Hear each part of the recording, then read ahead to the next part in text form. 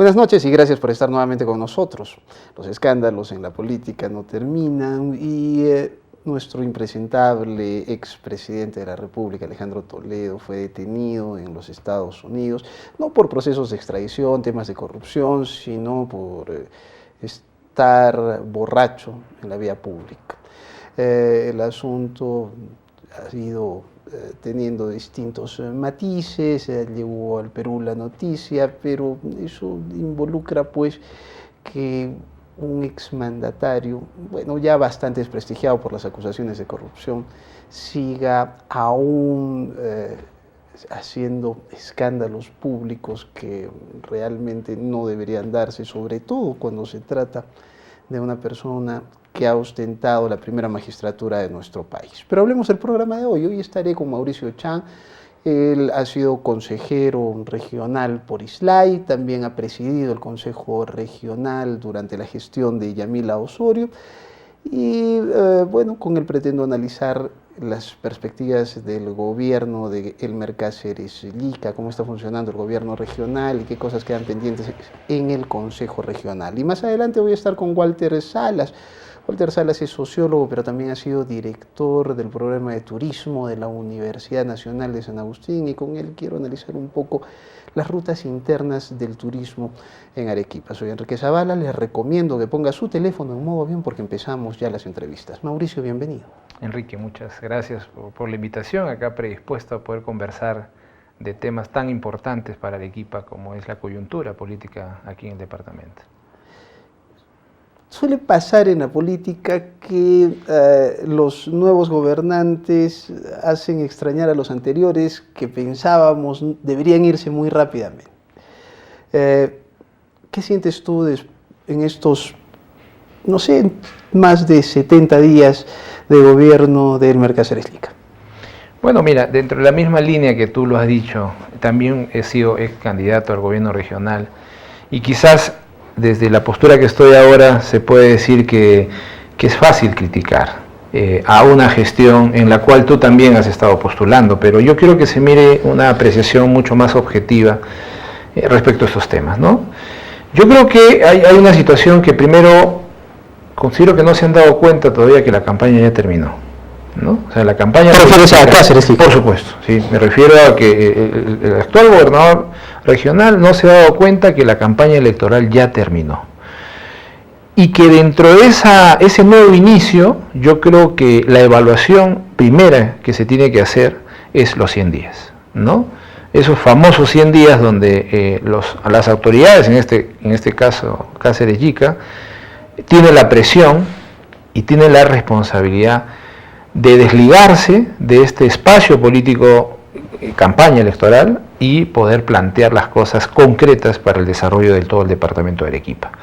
Particularmente y políticamente, porque sabes que también represento a un partido político, estamos esperando ese momento, de manera tolerante, pero un poco auspiciosa, un poco de alguna manera esperanzadora, porque de alguna situación ya las cosas se van perfilando. Estamos ya prácticamente a 70, 75, 80 días aproximadamente y aún no estamos viendo ese aspecto que es preocupante y que quizás estamos a tiempo de poder desde estos espacios hacer algunas más que recomendaciones, pero sí precisar algunos temas, ¿no? Bueno, el cambio de gobierno ha traído muchas cosas, ¿no es cierto? Me refiero del gobierno regional. Se han destapado, por ejemplo, los escándalos en transporte, lo que significa también que la anterior gestión no estaba haciendo las cosas bien y parece que eso se les pasó completamente a los consejeros regionales.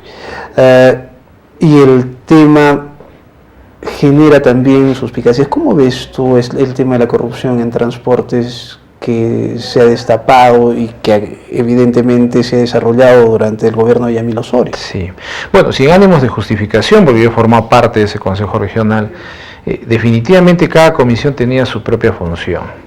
Y el tema de transporte siempre fue, como se dice criolamente, una papa caliente, en el sentido de que había temas hasta de mafias, había situaciones externas. Que ahora están confirmadas. Situaciones externas, ¿no? Aparentemente externas, que se manejaban por fuera y el ámbito. Bueno, habría que preguntarle a esa comisión de consejeros por qué no intervino en el área del Ministerio de Transportes. ¿Quiénes eran los consejeros que formaban esa comisión? Mira, ahorita no recuerdo exactamente los nombres, pero sí estaban dentro de la Comisión de Infraestructura y que también tenían a cargo la Comisión de Transportes. Y en ese aspecto, yo creo que la justicia tiene que ser dura.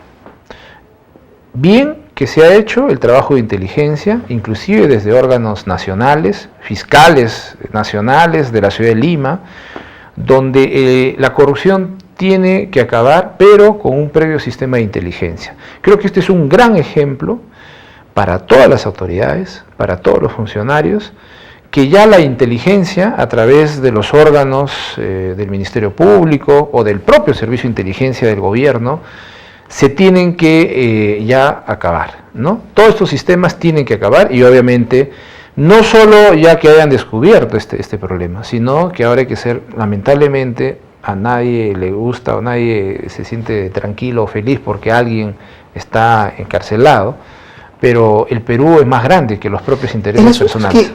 El tema de los brevets, de las mafias en los brevets, del cobro de coimas para sacar un brevet, un secreto a voces, ¿no es cierto? O sea, siempre se dijo, siempre se habló, ni siquiera solamente en el gobierno de Yamila se hablaba y se conocía de esas cosas en la época de Juan Manuel Guillén.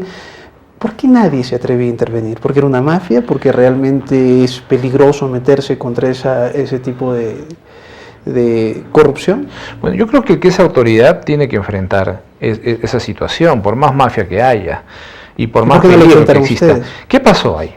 Ahí, bueno, primero que cada quien tiene su función en el gobierno regional y en el consejo regional. Eso no teníamos esa falta de respeto de involucrarnos en distintas comisiones al cual nos correspondía. O sea, si a mí me hablan del tema de agricultura, el tema de minería, el tema de recursos naturales o el tema ambiental, yo tendré que responder por esa comisión, ¿no? No es una lavada de manos tampoco, pero sí yo puedo argumentar algo más. Esto tenía que ser tal como se ha dado, con un respaldo logístico, económico, profesional y legal de un órgano nacional. Porque el Consejo Regional, y no solo el Consejo Regional, la propia Contraloría General de la República, el Gobierno Regional, que es el famoso ORSI, los propios fiscales del lugar, de las zonas, no tenían quizás hasta los procedimientos, no tenían la logística, no tenían los recursos, y como vuelvo a repetir, los profesionales para hacer este tipo de operativos. Operativos de inteligencia que, si bien es cierto, no se han puesto en manifiesto sobre la estrategia que se ha utilizado, pero obviamente ha habido gente involucrada, metida dentro, para poder determinar con exactitud y lograr hacer este tipo de allanamientos y operativos. Entonces, cuando ya las cosas, la corrupción en algunas instituciones son muy duras, pues definitivamente somos un gobierno nacional. Y sí se necesita el respaldo a ese nivel, con esa expertise, para poder lograr combatirla. Por eso yo lo pongo y lo resalto como un gran ejemplo para Arequipa y todas las regiones de este tipo de operativos que se puede lograr, ¿no? A la luz de estas nuevas investigaciones, de los datos que se conocen, ¿tú crees que la gobernadora Osorio conocía de esta mafia, que ella tenía conocimiento y que no quiso meterse, o como algunos sostienen, ella estaría involucrada? Bueno, eso lo tienen que determinar las investigaciones.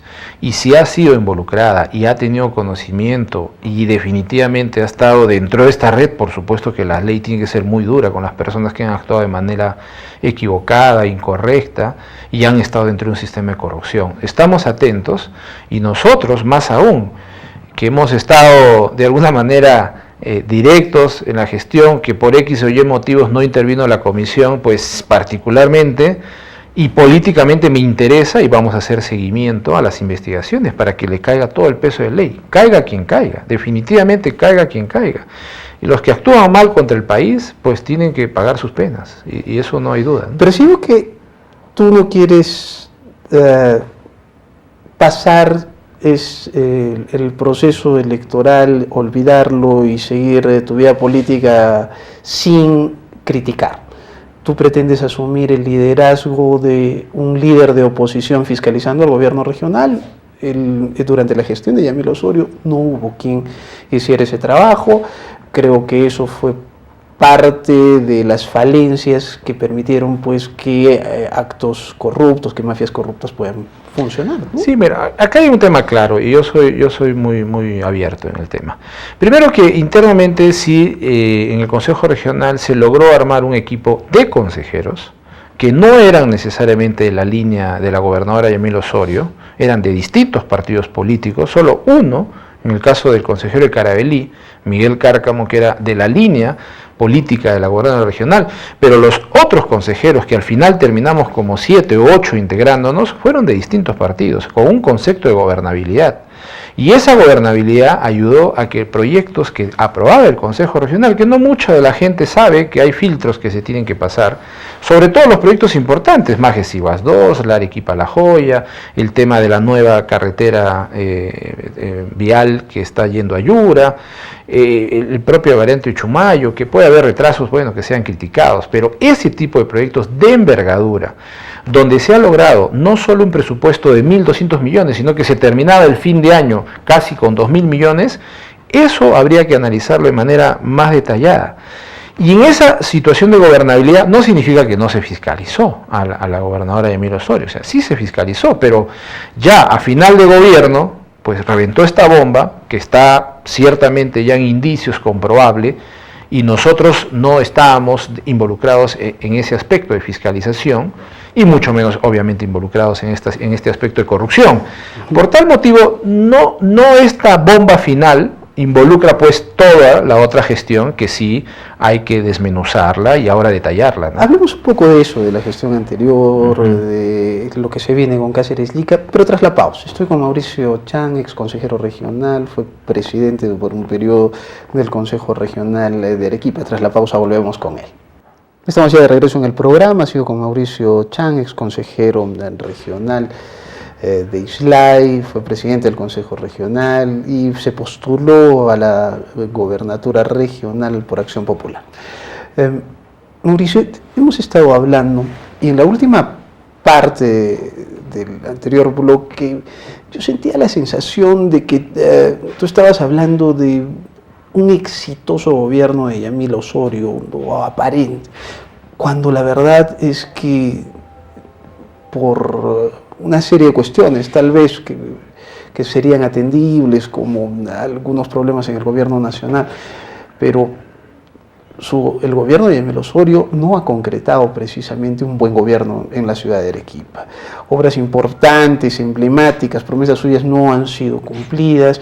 El gobierno regional a nivel ejecutivo ha caminado prácticamente en piloto automático y evidentemente ha dejado muy poca base para seguir trabajando, ¿no es cierto? ¿O tú opinas distinto? A ver, bueno, primero que yo no he dicho que es exitoso, ¿no? No, fue una percepción. Más aún, no fue eso, porque si yo hubiese considerado que fuese exitoso, no me hubiese postulado para hacer las cosas mejor en el aspecto regional, porque mi idea era ella, poder hacer desde una plataforma política de Acción Popular un gobierno mucho más ordenado, mucho más organizado, quizás mucho más transparente y que no tenga estas bombas a final de gobierno. O sea, lo que yo estoy tratando de ser honesto y objetivo, porque es muy fácil un político criticar a otro y tras cuernos palos en el sentido de cualquier problema que se presente, pero lo que sí queda claro que hemos comentado, de que hay situaciones que el Consejo Regional ha participado de manera positiva, en un contexto de gobernabilidad y que no es un único gobierno, que si bien es cierto la representante más vistosa es la gobernadora regional, pero no es un gobierno solo de la gobernadora regional. O sea, hay otras cosas muy positivas que desde el Consejo también hemos hecho. Pero al margen de eso... ¿A cuáles te refieres? No, a las aprobaciones, básicamente. El Consejo Regional en un ambiente de gobernabilidad. Ejemplo, caso del Majes Iguas 2, esté trabado, esté al 5% de avance. Creo que se logró viabilizar este proyecto importante, no solo para Arequipa, sino para el país. Y eso estuvo en manos del gobierno. Evidentemente es aprobar cosas, es legislar en a ese nivel regional, a ese nivel. Pero también era fiscalizar Sí. y era representar. Y la parte de la representación es llevar la voz de los ciudadanos que evidentemente están bastante descontentos, ¿no? O sea, hay una cuestión en el gobierno regional. Hablo de Yamila Osorio, que ahora continúa, es que pareciera que si tú hicieras así y el gobierno regional desaparece por arte de magia, no habría mucho que extrañar, ¿no es cierto? Yeah. Sí. No, sí te entiendo, Enrique. Lo que yo digo es, por ejemplo, para un tema concreto, ¿no? Se puso en tela de juicio la adenda 13, una adenda 13 que nunca llegó a nuestras manos, que se debatió, que se discutió, que se criticó, que había sobrecostos, que no había, que el cambio tecnológico, se hizo todo un tema. Lamentablemente vino campaña, lo utilizaron en campaña, Cáceres Llica lo utilizó en campaña muy bien y le sumó muy bien, para mí con algunos mensajes medios irresponsables de verdad, pero le sumó, entonces, pero nunca llegó al Consejo Regional. Entonces la impresión que queda no significa y se atribuye a una responsabilidad del Consejo, porque técnicamente nosotros no vemos el tema. Políticamente, legislativamente y fiscalizadora, de alguna manera dentro de nuestras funciones, nunca llegó. Ese aspecto de Margen Sivas II nunca llegó a nuestro despacho. Y más aún, yo lo voy a mirar en mi despacho, porque yo era presidente de la Comisión de Agricultura. ¿Por qué no llegó? Porque sencillamente estaba enredado en poder hacer las revisiones ante la Contraloría General de la República, ante el Ministerio de Economía, ante la supervisión del propio proyecto. Entonces, como no estaban terminados estos informes, por decir, no llegaba al Consejo. ¿Y los problemas en Margen Sivas II se han debido a ineficiencia, a corrupción? ¿A qué le atribuyes tú que el proyecto Margen Sivas no se haya destrabado, que hayan sido 4 años prácticamente perdidos? Sí, un primer momento ha sido, obviamente sabemos que es el juicio por la cantidad de agua que tenía que ser derivada y que tuvo que llegar al Tribunal Constitucional, y eso hizo de que se dilate mucho tiempo, más de 5 o 6 años. Este segundo momento sí se avanzó, se logró el tubo, que era lo más importante respecto a los costos del metro cúbico de agua, contra la venta de terrenos y todo el aspecto técnico operativo del proyecto. Lo que sí sucedió es de que cuando dentro del contrato hay un artículo muy claro donde dice que la concesionaria puede hacer propuestas del mejoramiento del proyecto. Cuando la concesionaria se da cuenta, por X o Y intereses que aún no lo sabemos porque no lo hemos analizado, y logran hacer una propuesta, un cambio tecnológico sobre la base de un expediente técnico muy antiguo. Cuando estabas hablando de un expediente técnico, estás hablando de un expediente técnico de hace 6, 7 años, que si bien es cierto se actualizó en costos, pero bajo una tecnología anterior. O sea, no hay un sistema de gravedad, de riego tecnificado. Entonces se hace esa propuesta y la posibilidad de la concesionaria entrampó todo esto. Y ahí es donde nos hemos pasado 1 año y medio. O sea, 2 años en tratar de levantar el proyecto y 1 año y medio final casi en este enredo de la adenda 13, y medio año de campaña, donde ya este tema ya no iba para adelante, ¿no? Porque inclusive Cáceres Llica y Istmo dijeron, oye, este proyecto lo tenemos que ver en la próxima gestión. En eso se ha pasado, pero yo creo que el camino está un poquito más aplanado. Yo sé, es lamentable lo que tú dices, Enrique, se han pasado 4 años donde queríamos ver por lo menos un 30-35% del proyecto. Tú has dicho 5%, ¿no? Está en el 5%, por supuesto, está en una situación... ¿Y Cáceres Llica, tú crees que pueda destrabar el asunto? ¿Qué se necesita para destrabar esto? Yo quiero entrar a lo de Cáceres Llica. A mí me preocupa su mensaje, particularmente es un mensaje irresponsable porque esto atenta contra el Estado de Derecho. Y atentar contra el Estado de Derecho es peligroso, porque Arequipa siempre se ha visto en una posición clara de recibir las inversiones privadas. ¿A qué te refieres? Porque sencillamente patear el contrato con una concesionaria en ciertos términos de negociación puede generar esta desestabilización y puede generar que Arequipa se mire mal como un lugar propicio para la inversión. Y si Cáceres Llica sigue con esta postura, pues corremos el riesgo de que cualquier empresa que tenga que venir no a explotarnos, sino a pagar sus impuestos y a ayudarnos a salir adelante, porque yo también tengo un mensaje centro con las empresas. O sea, las empresas no pueden venir acá a llevarse solo nuestros recursos. Pero en ese aspecto también hay que ser muy responsables. Lo que él podría plantear y debería plantear es una renegociación del contrato, donde pueda haber una participación mixta de grandes empresarios que garanticen que el proyecto sí sea definitivamente para exportación, de medianos empresarios que se puedan asociar y también puedan lograr inyectarse a este sistema de exportación, y de pequeños productores y agricultores que los logremos asociar y que de esta manera también al grado económico de lo que ellos puedan, porque obviamente no tienen todo el dinero como una gran empresa, los logremos inyectar a través de estas empresas. ¿Tú tienes miedo que él cumpla esos ofrecimientos de microparcelas? No tengo miedo, en realidad es necesario hacerlo. Nosotros cuando en su momento se tendría que determinar, nosotros no hemos logrado determinar ese espacio en el Consejo Regional. Por tal motivo, obviamente sí está en manos de Cáceres Llica, pero el concepto no es un trabajo individual de cada productor. Y los propios productores lo saben. Entonces hay que tener mensajes claros, no por ser uno político y quedar bien, y sencillamente decir en campaña, Majes IVAS 2 es para todos los productores pequeños. Bueno, le sumó en campaña y ya sabemos el resultado, ganó, porque eso fue una de las sumas, dentro de otras cosas populistas que también se dijeron. Pero bueno, eso es un tema aparte, ya pasó, y ahora sí hay que ver las cosas claras.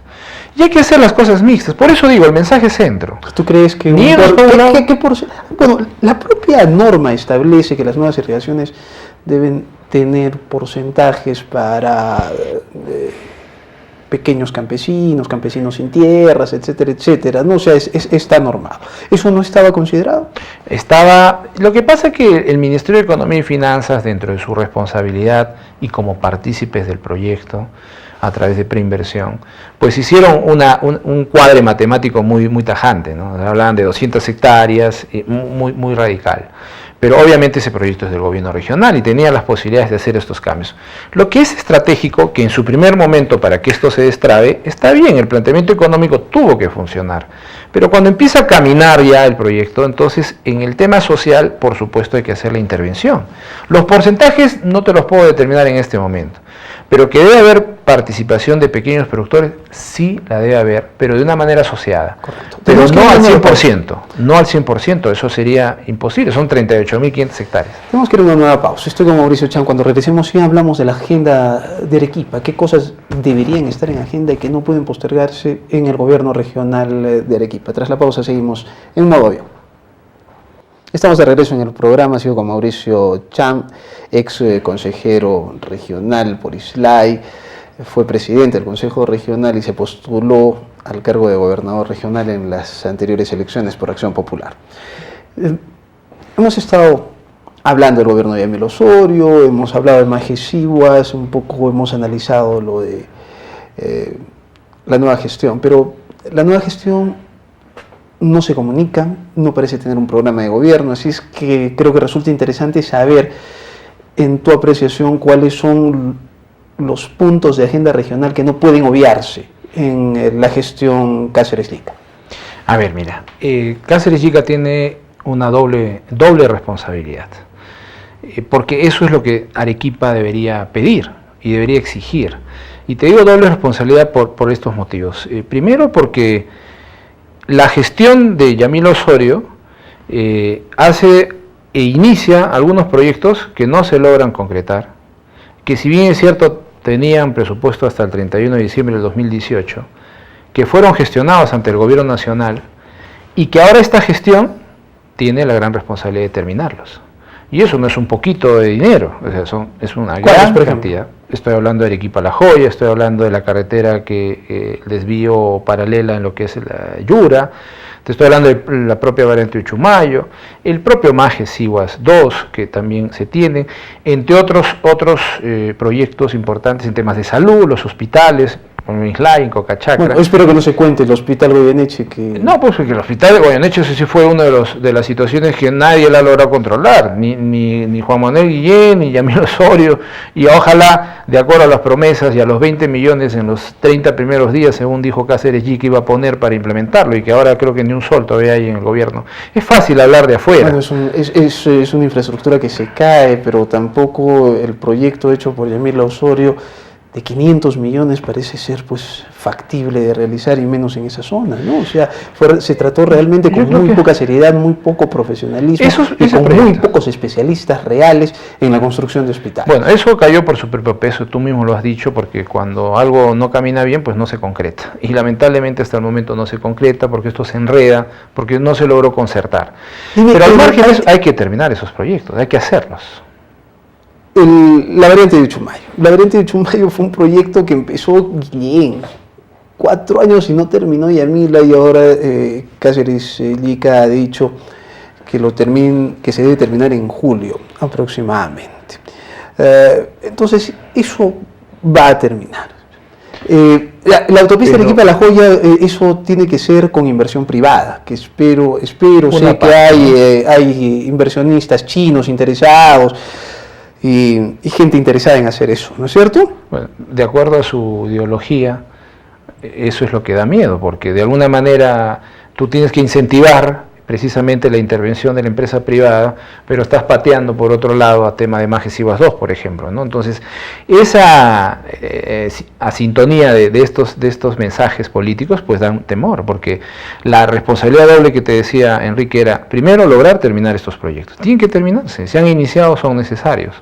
Y el segundo es hacer los otros grandes proyectos que también Arequipa exige, y que tampoco no se hablan. O sea, nadie habla, por ejemplo, del nuevo parque industrial tecnológico que necesita Arequipa para poder generar industria, para poder generar un dinamismo económico que no solo esté sometido al tema de minería.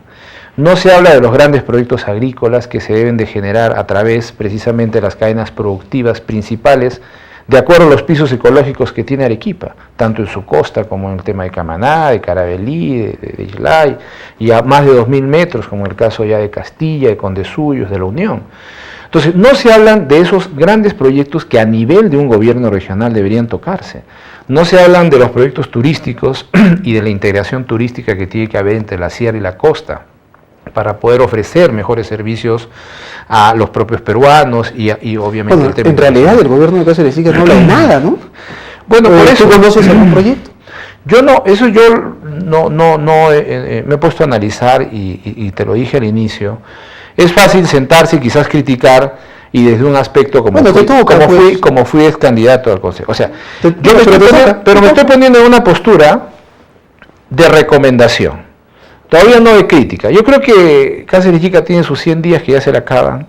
Y en eso sí vamos a hacer, después de eso tenemos que ser los arequipeños. No te digo Mauricio Chan o Acción Popular. Los arequipeños tenemos que ser grandes críticos.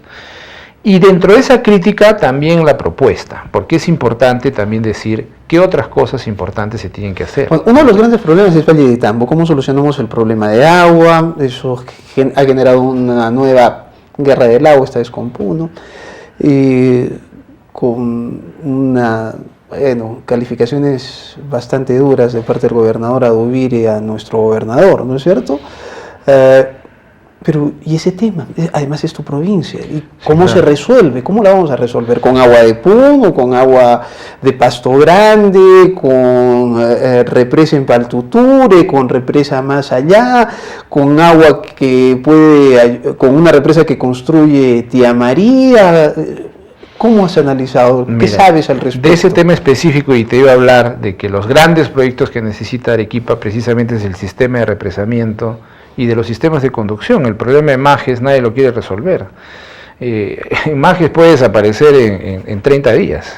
Tienen agua y capacidad para 35 días y desaparece Majes, el Pedregal, que es una de las fuentes más productivas de la región. Pero en el tema específico de lo que es Islay, nosotros hemos dejado propuestas claras, como el tema, por ejemplo, del represamiento de Quebrada Honda. Lo que eso ahí sí no, y eso el gobernador Cáceres Chica tiene que tener buena muñeca, es que la política nacional para los sistemas de represamiento en las distintas regiones tiene que cambiar.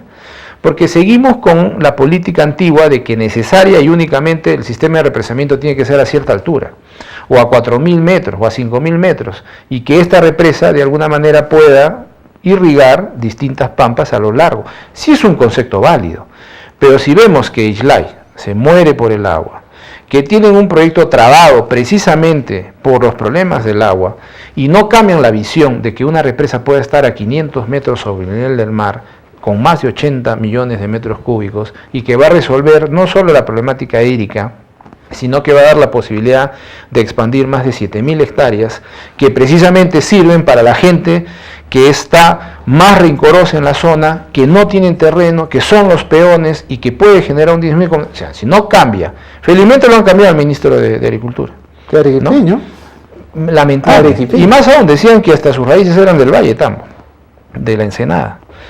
Pero no tenía esa visión, porque este señor, Gustavo, ha sido pues siempre, ha estado más metido en el tema de comercialización, ¿no? Era un poco el lobista de las empresas que llevaban los productos al Brasil. Yo lo he conocido en ese nivel, antes de que sea Senasa. Pero al margen de criticarlo al exministro, el planteamiento desde Arequipa, con Cáceres Yica, que no se tiene que pelear con el gobierno nacional, ni aliarse con Adubiri para ir a pedirle gas a Bolivia, porque creen que son gobiernos federalistas y somos un gobierno unitario, pues en vez de hacer eso, precisamente tiene que ir a concertar estos proyectos a favor de Islay y obviamente de Arequipa, ¿no? Por lo que acabo de ver, si seguimos hablando de Quebrada Honda, si seguimos hablando de Paltuture, antes se hablaba de Paltiture. Paltiture era otro proyecto. Tolapalca también. Tolapalca, Pasto Grande. Bueno, significa que el asunto no tiene solución todavía. O sea, solución postergada y eso pues involucra que no ha habido un trabajo tampoco serio de coordinación. Mira, el problema es ya más de Estado. Es de Gobierno Estado nacional. Porque también sus políticas no son modernas, pragmáticas, inmediatas, habiendo las posibilidades de hacerlo. Pero lo que nos debe preocupar como arequipeños es que el gobernador que está a cargo ahora pueda tener esa capacidad para generar ese espacio de concertación. Está bien los gestos políticos con Puno, ¿no? Somos peruanos, creo que todos debemos estar unidos, pero siempre ha habido esa envidia y ese egoísmo de poder utilizar algún tipo de recursos naturales que ni los utiliza Puno, porque si bien es cierto atraviesa su territorio, pero tendría que bombear el agua para ciertos sectores donde ellos lo puedan utilizar. Entonces es una cosa media descabellada. Por eso digo que es política nacional. Nos quedan 30 segundos. Pregunta final. ¿Cómo vislumbras como analista político, como conocedor del manejo de un gobierno regional, de un consejo regional, cómo presumes tú que va a ser el gobierno de Cáceres Lika? Por lo que se conoce hasta ahora. Ojalá me equivoque, pero tengo poca esperanza. Perfecto. Poca esperanza. 2 años, este primer espacio es importante para visorar los próximos 4 años. Si este primer espacio no funciona, no van a funcionar los 4 próximos años. Gracias, Mauricio, por venir. Gracias a ti, María. Mauricio Chan, ex consejero regional de Islay. Nos vamos a una pausa, regreso con Walter Salas, sociólogo, pero ex director del programa de turismo de la Universidad de San Agustín, y con él pretendo explorar las rutas internas del turismo en Arequipa.